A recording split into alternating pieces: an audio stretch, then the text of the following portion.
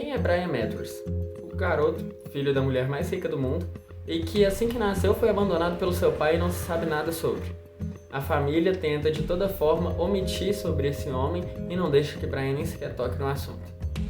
Como sua mãe é muito atarefada em sua empresa, o garoto se sente abandonado por ela e vê em seu tio, em seu mordomo, a figura paterna que nunca achou na escola. É um garoto de poucos amigos, mas os poucos que tem são bem verdadeiros.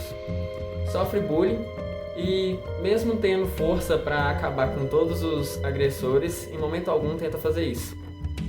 Passou um ano inteiro sofrendo agressões, calado, até o dia que se rebelou e mostrou para eles quem é que mandava naquela escola. Ele, além de tudo, também é um super-herói. Ele é conhecido como Prodigy na cidade de West Bay e no planeta inteiro. É um dos super-heróis mais conhecidos, apesar de ser um dos únicos que não trabalha para o governo, sendo considerado assim um vigilante, assim como sua equipe no geral.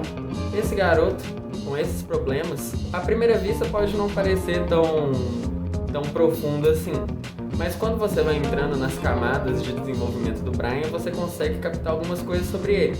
E eu, como autor dessa obra e criador desse personagem, vou falar um pouquinho para vocês hoje sobre. Então, apresento a vocês Brian Mathers. O Brian, apesar de todos os problemas que eu contei no começo, ele é um cara muito positivista, ele é muito otimista. Ele tenta olhar as coisas sempre pelo lado positivo. E isso é o que dá forças a ele. Porém, como nem tudo na vida é perfeito, ele também tem seus dias ruins. E quando ele tem seus dias ruins, ele não consegue enxergar nenhum amparo. Afinal, a família dele meio que está sempre distante. E isso torna ele uma pessoa fechada. Então ele não consegue se abrir muito para as pessoas sobre seus sentimentos ou sobre o que ele pensa mesmo.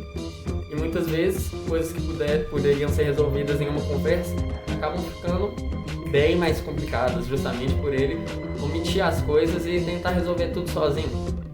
Porém, isso também dá a ele uma certa força. Ele é capaz de aguentar e suportar muito mais carga emocional, se tornando assim um pilar emocional para muitas pessoas no livro. O Brian se culpa muito por ter sido abandonado pelo seu pai, apesar de que não foi culpa dele. Ele literalmente não conseguia fazer nada, mas ainda assim ele se sente culpado por isso. E por ter medo de ser abandonado pelas pessoas que ele ama, o Brian se esforça muito para sempre estar lá do lado das pessoas, para que elas vejam que ele tem algo a oferecer e não o abandonem, assim como seu pai fez. Esse abandono, infelizmente, gera muita cicatriz nele e impede ele de se relacionar com muitas pessoas. Ele não é tão bom assim em relacionamento no geral.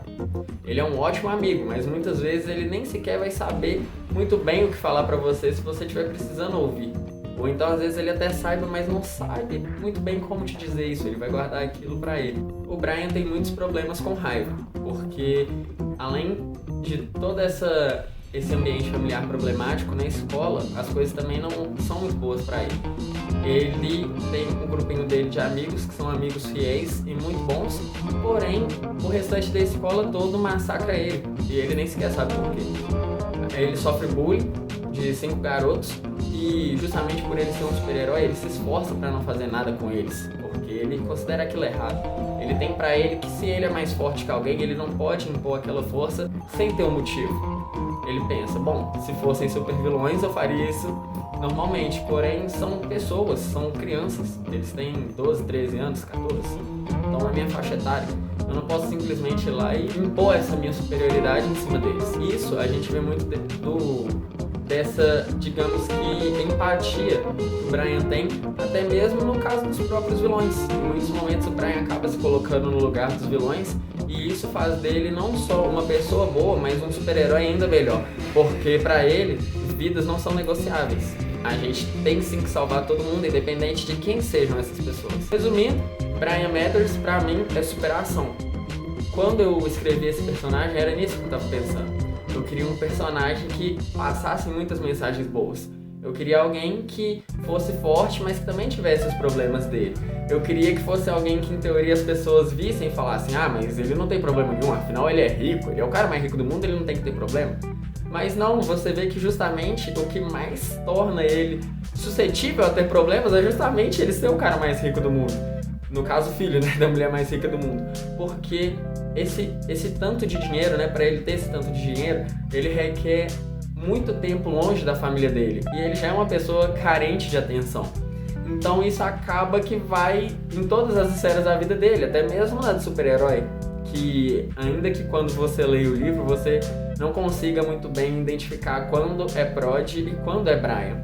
Mas eu quis passar essa mensagem, eu queria que as pessoas se colocassem no lugar dele igual ele tenta se colocar no lugar das pessoas, entendeu? Eu queria que o leitor se colocasse no lugar do Brian, assim como o Brian a todo momento na história tenta se colocar no lugar das outras pessoas. E pra mim, Brian Matters é isso, superação.